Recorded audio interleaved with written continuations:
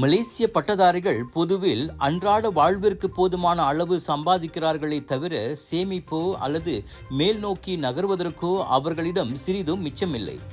தொழிலாளர் சந்தை ஆராய்ச்சி குழுவான ஃபியூச்சர் ஸ்டடீஸ் பெர்ஹாட்டின் புதிய அறிக்கையில் அது தெரிய வந்துள்ளது. மேற்கல்வி அர்த்தமுள்ள ஊதியத்தை உத்தரவாதம் செய்யும் என்ற பரவலான கருத்தையும் காஜி சுக்குப் மாக்கான் என்ற தலைப்பிலான இந்த ஆய்வு நிராகரித்தது. 70 விழுக்காட்டு பட்டதாரிகள் பகுதி மற்றும் குறைந்த திறன் தேர்ச்சி சார்ந்த வேலைகளில் தான் உள்ளனர். அதிலும் இளங்கலை பட்டம் பெற்றோரில் 65 விழுக்காட்டுக்கும் மேற்பட்டோர் மாதம் ஒன்றுக்கு 3000 ரிங்கிட்டுக்கும் குறைவாகவே சம்பளம் பெறுகின்றனர். இச்சம்பள அளவானது தினசரி வாழ்க்கையை நகர்த்துவதற்கு மட்டுமே கட்டுப்படியாகிறது. இதுதான் உண்மை நிலவரம் என அந்த அறிக்கையை சுட்டிக்காட்டியது. இது வேலை தகுதி மற்றும் உண்மை வேலைக்கும் இடையே நிலவும் கடுமையான பொருத்தமின்மையை உணர்த்துகிறது.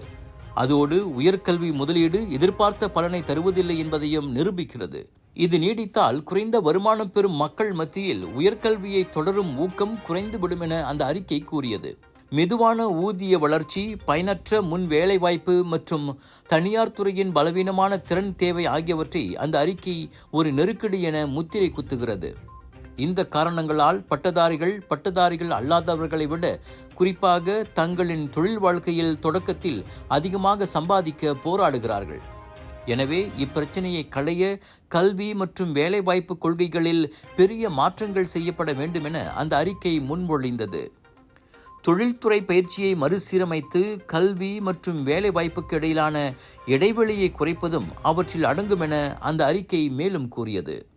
டாக்டர் அப்பாராவ் சன்னாசையின் த ரப்பர் எஸ்டேட் பாய், பால்வெட்டியின் மகன், பல்கலைக்கழக விரிவுரையாளரான சுயசரிதை.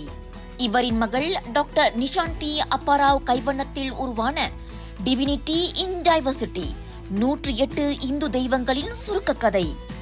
தந்தை மகள் படித்திருக்கும் இந்த சிறப்புமிகு நூல்களை உடனே வாங்கி படியுங்கள்.